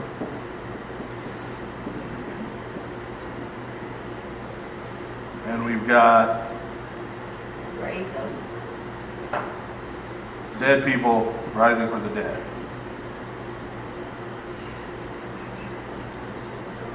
Okay. Other than the beginning of Dawn of the Dead,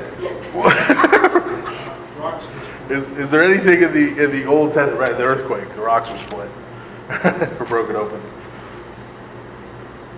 Does this ring a bell from anything in the Old Testament? Maybe in the prophets. Remember how the prophets, Isaiah, Jeremiah, when they talked about the day of judgment, right? When God was going to visit his people, we talked about how he wasn't going to visit them for tea, right? When God comes to visit, there's a reckoning, right? Remember, Isaiah says, you know, do not await the day of judgment, because it is a day of what? Darkness. It's a day of darkness.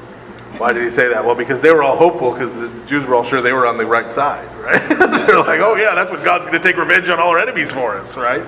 Right? And Isaiah was saying, don't be too sure of that, right? don't be. I would look forward to that day, because, right? Darkness. Remember, the earth would be shaken. Isaiah, right? What happens? The dead rise. You know, the last days.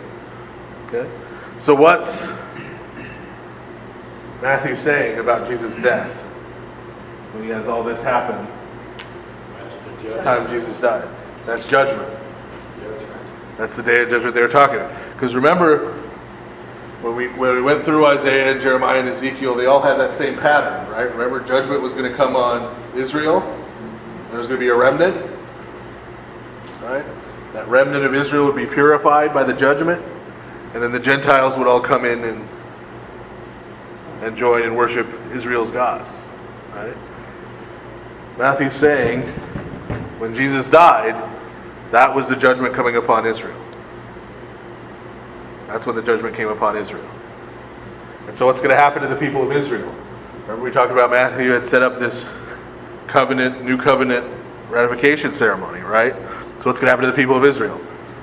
Some of them are going to enter into the new covenant, right, and be purified, and be joined by the Gentiles when they come to the church.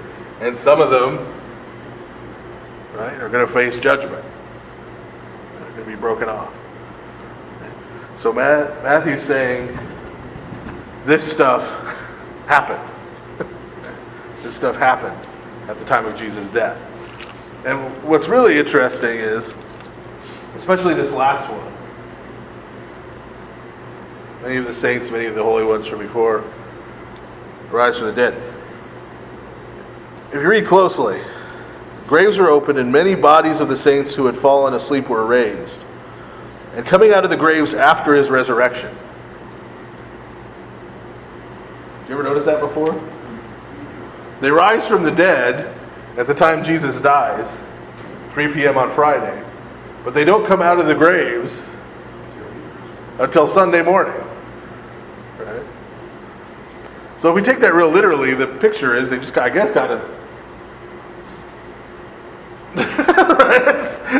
spend 2 days sitting in their tomb, wondering what happened. And then they come out. I thought that time was when they come out and he had been crucified. He had went to see them because he was now dead. Well, these folks have already, Yeah, they would. these folks in Matthew's gospel, they rise as soon as he dies. But they don't come out until he's raised from the dead. So what's Matthew doing? Right? Is he just reporting? They did really just sit there for a couple days and nobody knows why. No. That's not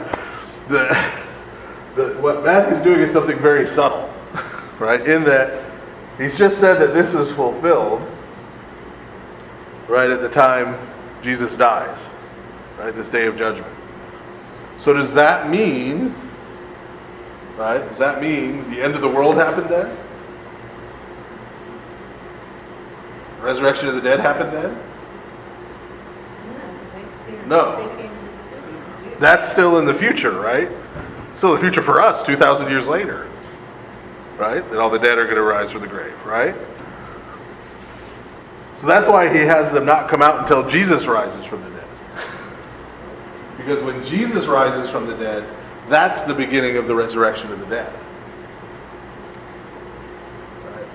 So he's doing something very subtle there. He's at the same time, he wants to use this symbolism to show that Christ's death is the day of the Lord. Right? But at the same time, he doesn't want people to think that he's saying that the resurrection of the dead already happened in the past. Right? And so he wants to keep it connected to Jesus' resurrection. And so he has this kind of strange picture of them rising from the dead and not coming out for 2 days. In order to try to convey that. Okay. And it's a weird little passage. And no, he never tells us what happens to them. After they came out, they were seen by a lot of people, but they go back up to heaven. They live for a while. How long? Did they die again? What? They never tell us. Right? He never tells us. But because he's using it again to try to make this point, and he's the only one who mentions this part, by the way.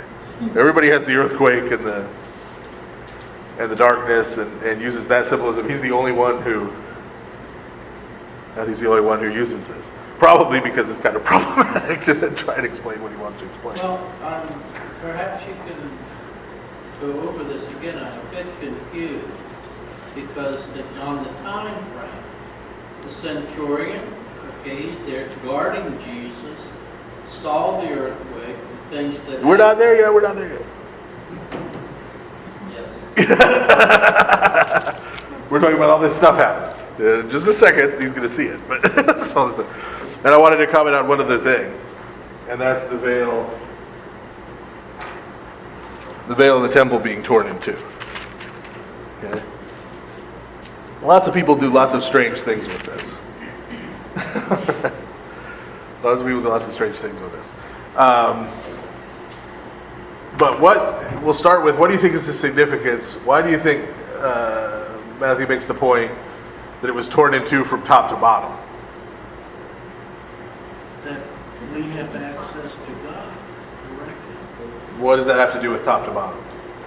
Because of the weight and everything, the veil represented the separation, did it not, from the people to God? Well, the veil was in front of the Holy of Holies. Right. So no, the veil separated the place where the high priest could go once a year from the place where the priests went all the time. Yes. Not where the people were. Top to bottom would be supernatural, it wouldn't be... Top to bottom, because who could reach up to the top? Right. Right? It's 20 feet tall. Meaning God tore it. Yes. Right? That's the idea of top to bottom. Right? It wasn't a human being came in at the bottom and, cut it, or, it was top to bottom. Okay? Top to bottom. God wasn't even living. Right. Right. He tore it anyway. He tore it anyway. Well, what is that? What though does that then represent? And why would it be connected with the death of Jesus in particular? Very close. What did Jesus say he was going to do that they convicted him of? Rise in 3 days. Destroy the temple. Destroy the temple. Destroy the temple. Destroy the temple. He said, I'll just destroy this temple. And we're told by Matthew referring to his body, right, which they misinterpreted. So destroy this temple, I'll rebuild it in 3 days, right? So what happens when Jesus dies, right, in the body, the temple's destroyed, right? Because it can't function as the temple anymore without the veil. So the temple becomes useless to them? The temple becomes, well, it was already kind of useless, but because God wasn't there, right? Because God wasn't there. They're still using it like he was. But now, It's it can't be used. It can't be used at And it's visible to all the priests, what? There's nothing there. There's nothing there. Right? Because the real temple It's Jesus. had been destroyed. Right? So it's symbolic. Right? It's symbolic. See this polish them off, said, folks, now it's proof. I'm not Right. here. Yeah. Yep. And so we shouldn't be so, from a Christian perspective, the early Christians would go and say to the Jews, yeah, that's why in 70 AD that building got burned down, because there's no reason to have it anymore. That's why God had the Romans burn it down. Right? You still didn't get the picture. You're still using it. Right? This is done. Right? And so he got rid of it. It was unnecessary. It was obsolete. Right? And that's why the Emperor Julian the Apostate, who was Constantine's nephew, and he tried to reverse Constantine's Christianization of the Roman Empire. And one of the first things he did was try to rebuild the Jewish temple, to try to discredit Christianity. And it didn't work. There were literally dozens of bizarre, fatal accidents on the work site. So he finally quit. He called it off. Because rocks were falling on people, when they set them in place, and all kinds of weird stuff was happening. So, but that was the last attempt to rebuild the temple. It was in the 4th century under Julian the Apostate. So yeah, the temple gets cleared away because There's no use for it. there's no use for it. Right? The Holy of Holies was just an empty room. Right? Rip open the veil. Look, empty room. Where was the Ark of the Covenant? Ark of the Covenant hadn't been back since at least the Babylonians.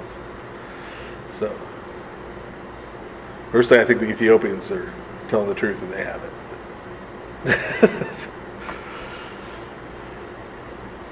Okay, verse 54. So when the centurion and those with him who were guarding Jesus, right? So all those Roman soldiers who sat down, right?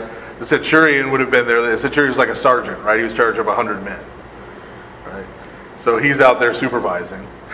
Right? The guys are sitting there waiting for Jesus to die. Jesus dies. All this stuff happens, right? The earth shakes. They've had 3 hours of darkness in the middle of the day, right? All this great. Remember we talked about how superstitious the Romans are earlier, right? Sees all this happen, right? And so they see this happen. They feared greatly. Right? That's kind of an understatement. Okay? They're like, whoa. Feared greatly, saying, truly, okay, now, I appreciate our enthusiastic translators of the Orthodox Study Bible. I appreciate it. Truly, this was the Son of God. Not technically what they said. Technically what they said is truly this was the son of a god. They're pagans. Okay? Pagans. So, and no, this was not John Wayne, contra the movie Quo Vadis. Has anybody seen that? Nobody's ever seen Quo Vadis? Oh, you gotta watch it sometime. John Wayne plays the centurion. It's great. He only has one line. He said, surely this was the Son of God. Yeah. That's all he gets to say in the whole movie. Anyway. Okay, but so they're the Son of a God, right? So they're superstitious enough to say, uh-oh. Right? What's the point being made here? That they knew something. The point was that even these pagans, right? They don't have the Torah. They didn't have Jesus preaching to them. They don't know anything about this guy except what they just saw and his death. Okay, but just that is enough that they clue in that, wow, there was something pretty special about this guy. We probably shouldn't have killed him, right? Right? They clue into that. Meanwhile, what? The rest of the people who Jesus came to in the first place. Their party. Right, the Jews, the chief priests and all them, Notice we don't read anything about them seeing this stuff and going, oh wow, we blew it. He was the Messiah. Right?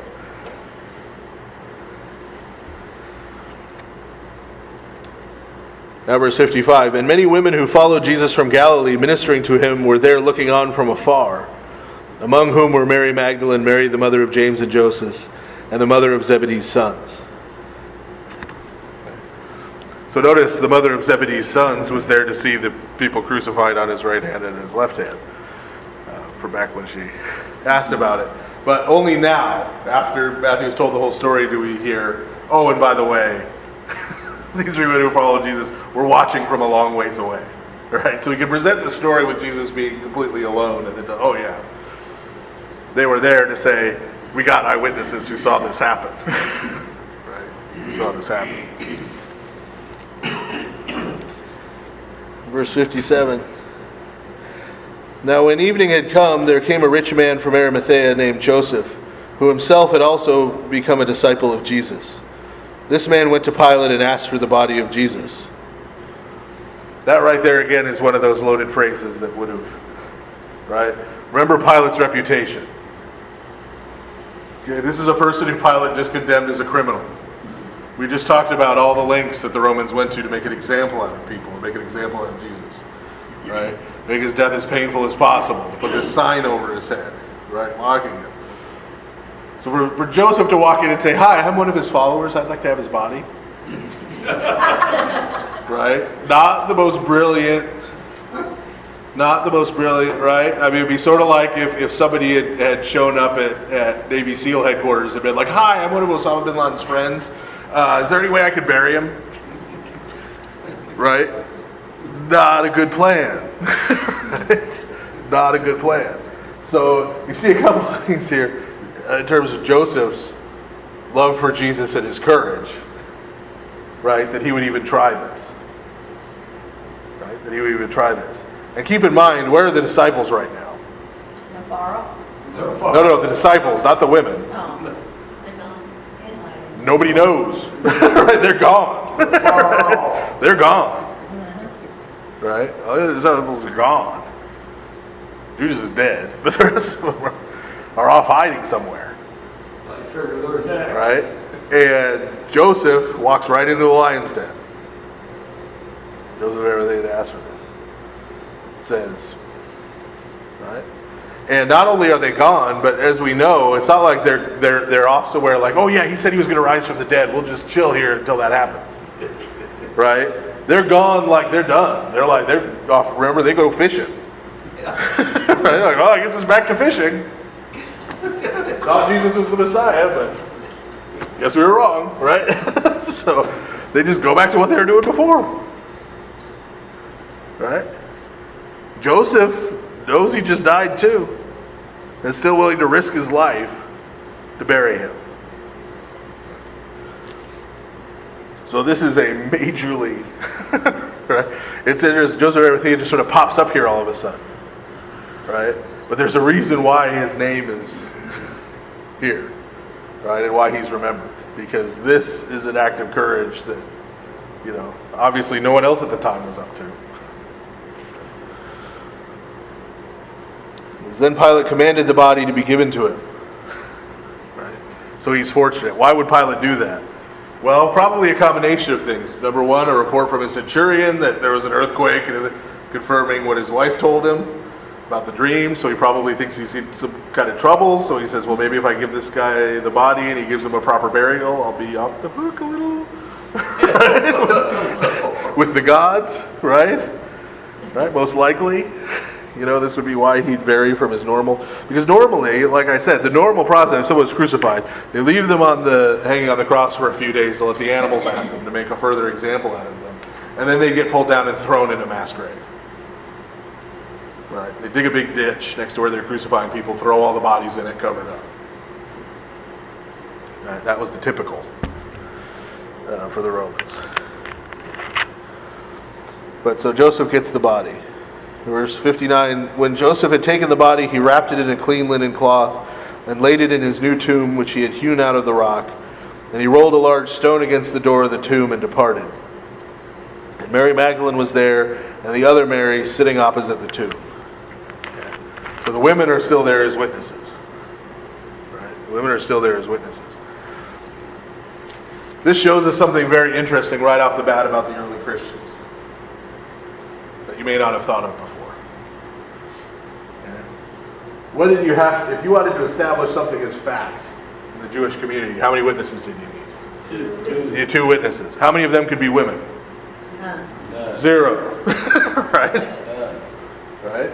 Because they didn't believe women. Right? They didn't believe women. Women are half crazy. Right? We get the word hysterical.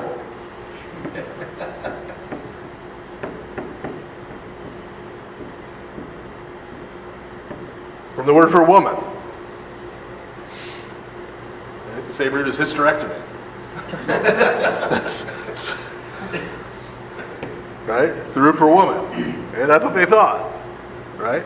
That's why when we read the story of the road to Emmaus, right, they're on the road to Emmaus, and they say to Jesus, not recognizing him, they say, yeah, we thought Jesus was going to be the Messiah to redeem Israel, but guess not.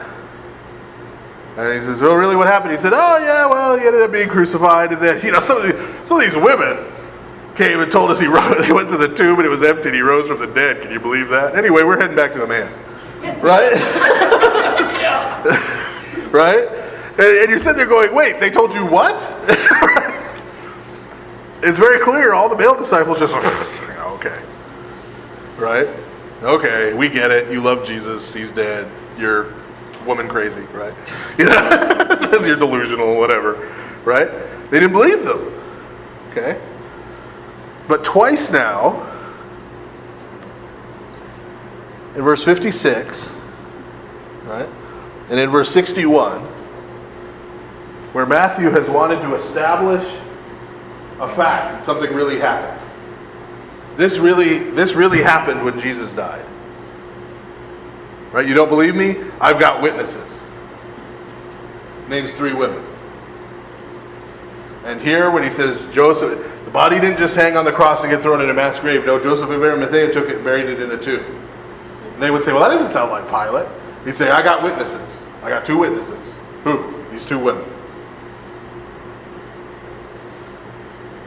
Already, there's been a shift in the Christian community by the time Matthew's writing. Right? 70s AD. There's already been a shift in how they look at women in the Christian church compared to the way they looked at them in Judaism and in the Roman Empire. Because Matthew doesn't apologize for this, right? He acts like he doesn't say, yeah, I know they're women, but no, really, they're really believable, right? He doesn't apologize for it. He doesn't couch it. He just says, I got 2 witnesses. We'll talk more about this when we get, a little bit more in the other Gospels, but especially when we get into St. Paul. People who say that the New Testament is anti-woman fundamentally can't read Greek or don't understand the New Testament. They do not understand the New Testament. And they do not understand the pagan world of the first century in comparison. I know there's a feminist narrative now that is, in ancient Greece and Rome and paganism, and women had it great, and then Christianity came along, and right? It's the exact opposite. It's the exact opposite. Okay? Women had no rights in the Greco-Roman world. They were not fully human. They couldn't vote in Rome. They couldn't be a senator. Okay? All the marriages were arranged. Okay? They couldn't testify in court. All this stuff is nonsense. Okay? The people who they call priestesses were actually temple prostitutes. Okay? Who are literally having sex with men for money. Okay? In the pagan religions. Okay? There were no women in the power structure of ancient Rome. Okay? Christianity fundamentally overturns that. By saying that women are, first, right off the bat, equally human, equally made in the image of God, equal followers of Christ. Right? St. Paul is going to go so far as to say, in Christ there is no male or female, Greek or Jew, slave or free. Right? And so it's not coincidental that when you look at the people who convert to Christianity in the first couple of centuries, they're mostly women and slaves. Right? Because Christianity was the only religion or philosophy or anything in a Roman town that was saying to women and slaves, you are human and you are precious to God in the same way men are.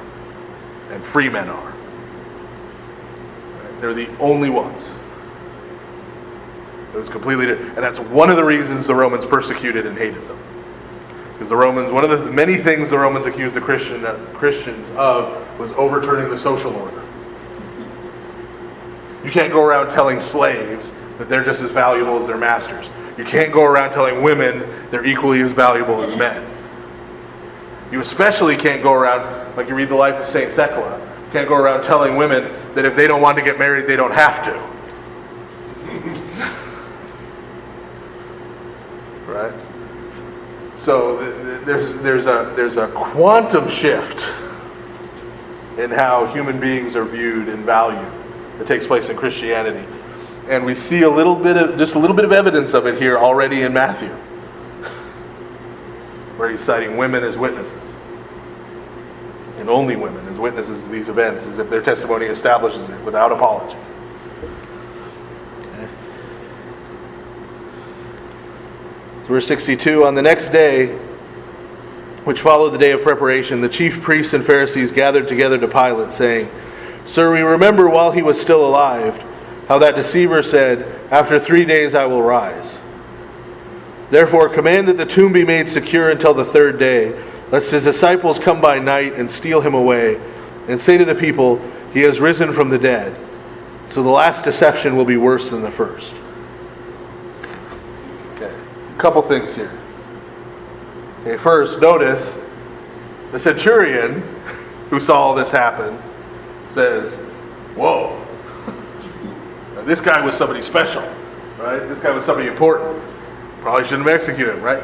Chief priests, that liar said he was going to rise from the dead. Right? They're still scared of him. He's dead, and they're still, right? They're still scared of him. He's dead, and they're still full of hate, full of anger, right? How full of hate and how full of anger? What's the day after the day of preparation? No. They have the day of preparation. The Sabbath. They just walked into Pilate's Praetorium on the Sabbath. Not just on the Sabbath, on the Passover. On the Passover, on the Sabbath. What were they after Jesus about for half the Gospel of Matthew? Well, he profaned the Sabbath by healing somebody. And now they're hanging around with Romans. On the Sabbath. Why? Oh, we got to make sure that this guy who we already killed, right, that his movement is over, that his disciples don't try and pull something. That's how much hatred is still built in for someone who's now dead. Right? Now dead. That they profane themselves on the Sabbath in order to do this. Okay? So he says, go and send some guards, basically. Send some of your guards to guard the tomb. Pilate said to them, you have a guard. Go your way, make it as secure as you know how. That you have a guard is kind of, in English, what does it mean? Like, you already have your own guards? The word that's translated guard there is actually, it's a Latin word transliterated into Greek, and it refers to a group of soldiers assigned to guard duty. So he gives them Roman soldiers. Okay, so these are Roman soldiers, again, who get sent to the tomb. All right, so he says, here you go, here's some of my soldiers, go secure the tomb. Right? Even Pilate is weary of this as the idea. He's like, really? You people are back again? He's dead. I crucified him for you. What do you want? Right? Here. Take some soldiers. Okay, so they went and made the tomb secure, sealing the stone and setting a guard. Sealing the stone, meaning they put a wax seal on it. And what that probably means, right? It doesn't mean they put wax all the way around the perimeter of the rock or something. What it probably means is they took ropes, right, wrapped the ropes around the rock, and then told the ropes together, took a big piece of wax with a seal stamped in it. So that way, if somebody undid the ropes to move the rock, breaks the wax seal, right, and you can't make the wax seal again because you don't have the stamp, right, so you can't recreate it. So they'll know if someone gets it in the tomb.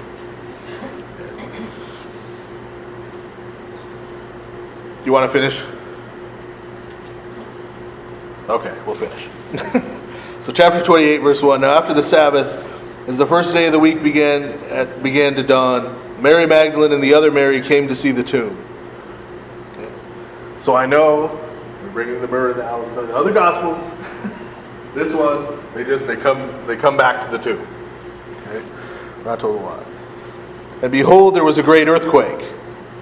For an angel of the Lord descended from heaven and came and rolled back the stone from the door and sat on it. I know there's other angels in other Gospels, but we don't read those. So in Matthew, one angel comes down, rolls the stone out of the way, and sits on top of it. Okay? His countenance was like lightning, and his clothing as white as snow. And the guards shook for fear of him and became like dead men. Okay? So they didn't die. Basically, they passed out, is what that's saying. They got so scared, they lost consciousness. Okay, they fainted. These are grown men, Roman soldiers. Okay? Now keep in mind, well, I'll have you guess. Guess what the penalty is for falling asleep on guard duty as a Roman soldier? Death, exactly. You're starting to get the Romans down. Right, it's the death penalty, okay? They seem to have a lot of that going around. Okay, so these are hard soldiers. These are not, this is not Gomer Pyle. And these are hard men, but they see this angel come down, right, glowing like lightning, come down out of the sky and roll the rock, and they pass out. But the angel answered and said to the women, "Do not be afraid." Notice the women don't get afraid and pass out.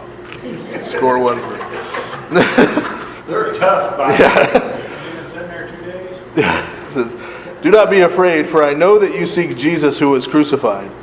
He is not here, for he is risen. As he said, come see the place where the Lord lay.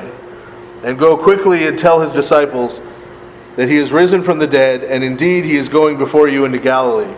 There you will see him. Behold, I have told you." So they went out quickly from the tomb with fear and great joy, and ran to bring his disciples word. So again, we have two witnesses, and they're what? Women. Right?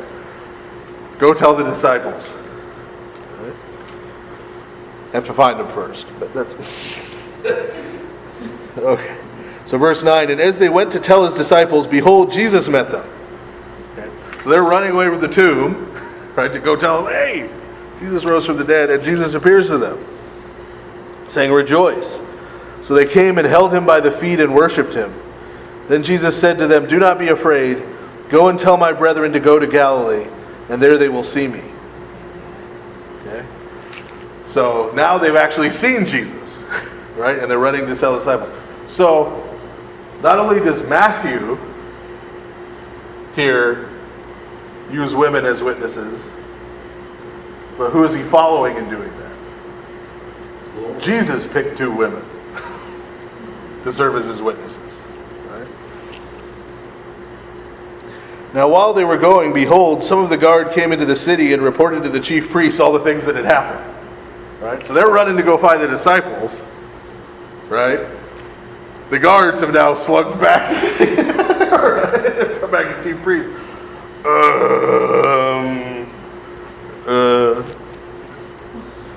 Verse 12, when they had assembled with the elders and consulted together. Now notice, they don't go to Pilate. I can tell from the laughter you get why they didn't go to Pilate. They go to the chief priest. They're like, right? They go to the chief priest. When they had assembled with the elders and consulted together, they gave a large sum of money to the soldiers, saying, tell them his disciples came at night and stole him away while we slept. And if this comes to the governor's ears, we will appease him and make you secure. Right? So say, look, okay, here's a story. You tell me you fell asleep, and they're like, I know. Right? If Pilate hears about it, we'll cover for you. Right? Pilate hears about it, we'll cover for you. We'll make sure you guys don't get into trouble. So they took the money and did as they were instructed, and this saying is commonly reported among the Jews until this day. Okay. Just a note here, this is why, as we go forward, you'll never see, like in the book of Acts or in Paul's epistles, they never talk about the empty tomb. Have you ever noticed that? St. Paul never talks about the empty tomb. He never says, well, you can go and look at the tomb. It's empty. Right? He never says that. What do they say? They say, we saw Jesus after he rose from the dead. Right? That's the evidence that he rose from the dead, is he was dead and then I saw him and he was alive again. Right? That's the evidence. And this is part of why. Why? Well, because the Jews came up with an explanation for why the tomb was empty. You can come up with explanations for why the tomb might be empty.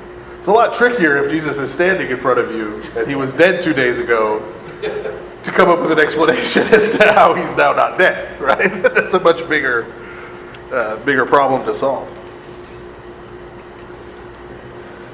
So verse 16, then the 11 disciples went away into Galilee, to the mountain which Jesus had appointed for them. When they saw him, they worshipped him, but some doubted. So I know there's lots of other appearances of Jesus in other Gospels, but the way Matthew presents it, right, he only appears to his disciples once. He appears to the women and says, go tell the disciples I'll meet him in Galilee. Right? And then they all hightail it to Galilee and meet Jesus there. Okay? And so some of them immediately see him, right, and start worshiping. And it says some doubted. Well, what does that mean? He's standing right there. Right? He's standing right there. Remember we talked about the New Covenant ceremony? The Jews signing on to the New Covenant? Right? They all sort of signed on, his blood be on us and our children. But then we said some of them are going to go on and believe. Some of them aren't. That's what this is referring to in Matthew. Right? They're all called there to see Jesus. Jesus appears to all of them. Some believe, some don't. Right? Some believe in the resurrection, some don't. Verse 18, and Jesus came and spoke to them, saying, all authority has been given to me in heaven and on earth. Go therefore and make disciples of all the nations, baptizing them in the name of the Father and of the Son and of the Holy Spirit, teaching them to observe all things that I have commanded you. And lo, I am with you always, even to the end of the age. Amen. And that's how Matthew ends. End of Matthew. He appears to him once, he says what? All authority in heaven and on earth has been given to me. What does that mean? Remember, all the way back when we started on Matthew, we talked about what a gospel is. Right? We said it's usually in the plural in the Roman usage, evangelia. And when the emperor or a Roman general came into a city, before he came, they would read the evangelia of the emperor. They'd read the record of his victories. Right? All the great victories he's won. So, the Evangelion is an account of the victory Jesus won. Right? This is a story of the great victory Jesus won according to St. Matthew. Right? So what's the victory he won? Way back at the beginning of Matthew's Gospel. Before he started preaching. Right? Before he was baptized, what did he do? He went out in the wilderness. Remember? 40 days that he fasted. Satan came to him. Right? Tried to get him to turn the rocks into bread. Right? Tried to get him to throw himself off the temple and test God. Then what was the third thing? He said, I'll give you all the nations of the world. You bow down and worship. Meaning, if he was able to promise that, what? That at the time, Satan had all the nations of the world. Right? The Romans, that he's the one behind the imperator. Right? Satan's the one behind the Romans. Right? Satan's the one. So if Jesus had agreed to worship Satan, Satan was going to, hey, you want to be the Roman emperor? I can make you the Roman emperor. can make that happen. Right? And Jesus said no. So who's his victory over? The devil. The devil. Right? And everybody who represents the devil. From Pontius Pilate, right? To Judas, the chief priests, right? Jesus won, right? And since he won, what does he have now? Everlasting life. He has authority over, Everything. right? All authority. He took it back, right? The devil had it. Christ defeated him, so now he has it. So he tells his disciples, since now I have all authority in heaven and on earth, right? Therefore, right? Therefore, because I am now going to ruling over the heavens and the earth, you go out to all the nations, right? Teach them everything I taught you. Right? Baptize them, bring them into the new covenant, right? Make them part of my people. And that's the last words at the end of Matthew. So the whole goal of Matthew's gospel is what? Matthew's doing what Jesus told him to do. He's telling us all the things that Jesus taught him and showed him. So that we can then be baptized, become some of his people, and then do what? We can go out. We can go out and tell all the things that Jesus has taught us. And so on and so on. And one last note before I know it's late and ran long. We finally finished Matthew. One last note there. And that's note, all authority in heaven and on earth has been given to me. Not just all authority in heaven. And on earth we have a political process. Right? All authority in heaven and on earth. Right? If we're Christians, that means we believe Jesus is in charge of everything. Right? There's not sort of a spiritual section of life that he's in charge of. And then there's the rest of our life that, we're on our own or we follow our own philosophy or, right? Or we're sharp with business. Christ is in authority over everything. Everything. The Mountain Dew factory. This church, the mall across the street. Right? Okay. There was still a Roman emperor after Matthew 28. But was he really in charge? Right? No. Which is why when he came to the Christians and said, you're going to sacrifice to the pagan gods, they said no. And he said, well, if you don't, I'm going to kill you. And they said, so? Because you're not in charge. Right? You're not in charge. And so the President of the United States is not in charge. Masters who own slaves are not in charge. There's only one person in charge, and that's Christ. That's Christ. So I will leave it at that. Since we did run so long. Thank you, everybody, for your patience. Thanks for your meeting during 4th of July weekend. Oh, yeah. So,